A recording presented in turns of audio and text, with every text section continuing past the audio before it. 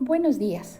El día de hoy vamos a hablar sobre los métodos didácticos, partiendo de un concepto básico de lo que quiere decir método.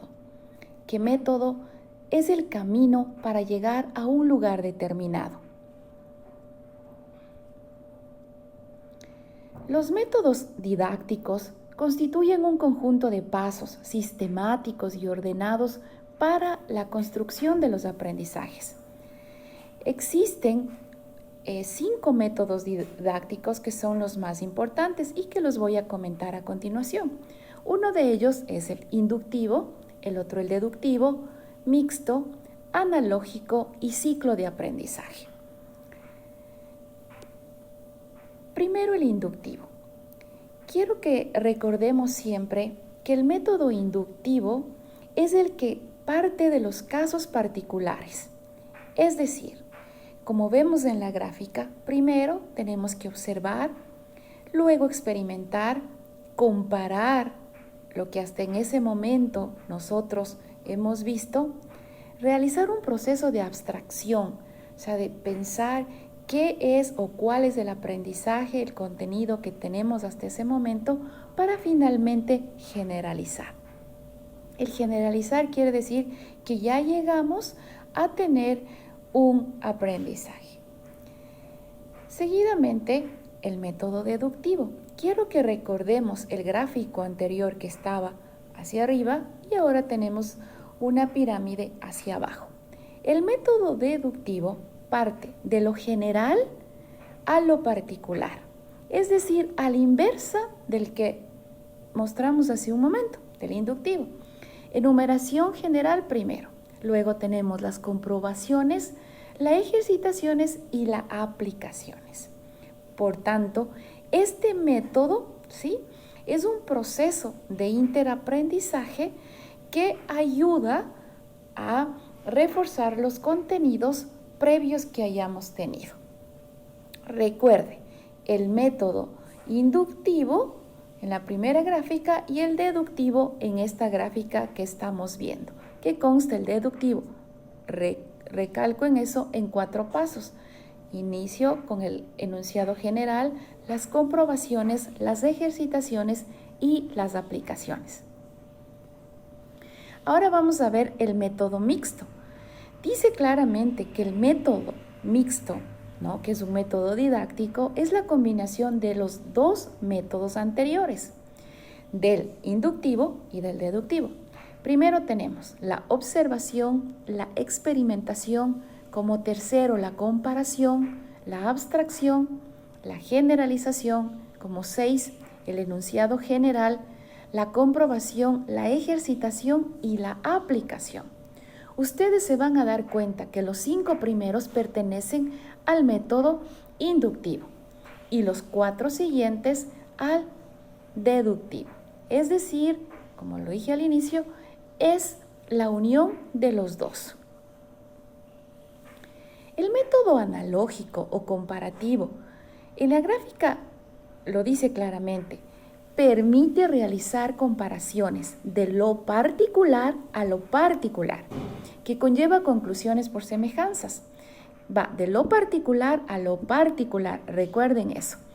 Compara lo uno con lo otro. Si tengo un aprendizaje de determinado concepto, lo comparo con el mismo concepto, de lo particular a lo particular. Pero partimos de la observación, de la descripción.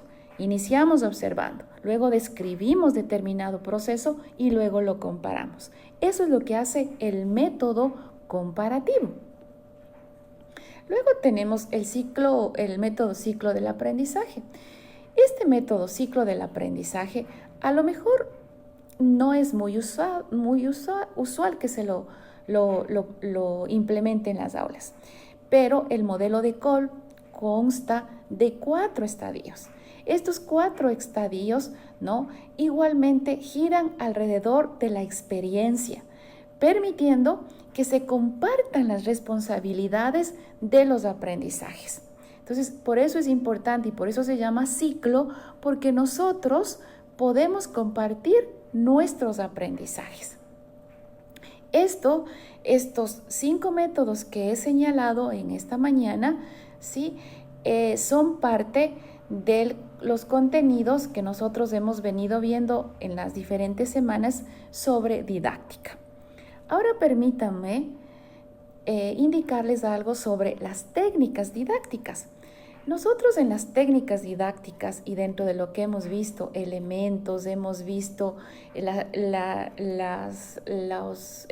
los objetivos, los métodos didácticos, nosotros nos vamos ahora a lo que son las técnicas. Entonces, simplificando el contenido de lo que técnica es hacer algo. La técnica quiere decir cómo hacer algo. ¿Cómo voy a lograr que nuestros estudiantes, ya en el momento mismo de la ejecución de una clase, cuál de las técnicas voy a utilizar para lograr el mejor aprendizaje? No quiero que se olvide de los contenidos anteriores en los que nosotros decíamos que es importante el contexto, que es importante el contenido, que es importante conocer al alumno, que uno como instructor tiene que ir de acuerdo a los métodos, a las técnicas, al contexto. Entonces, todo eso, ¿no?, conlleva a que realmente los contenidos que nosotros queremos lograr y que sean un aprendizaje significativo vayan a la par con lo que nuestro trabajo diario en la clase. Habíamos visto el plan de clase, el sílabus.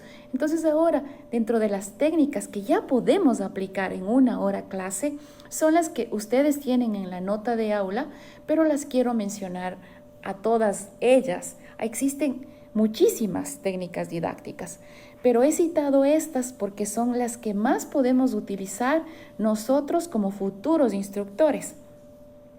Entonces está la lluvia de ideas, la técnica de Phillips, las exposiciones magistrales del profesor, caramelo, entrevista, el foro, debate, está el simposio.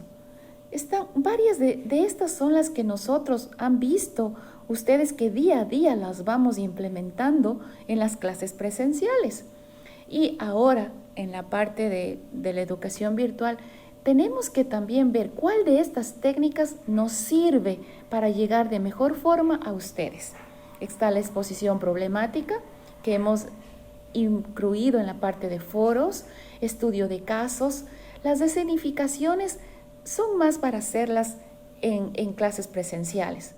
La lectura comentada, que también la estamos trabajando en forma virtual, la rejilla, el cuchicheo, el taller. No considero yo que una de estas es la más importante, pero sí considero que la técnica didáctica es la herramienta más importante para el instructor, pero partiendo de tener un diagnóstico, de tener una empatía, de saber cómo es mi grupo, cómo son mis estudiantes, cómo son mis aspirantes, cómo es la mejor forma de llegar a ellos.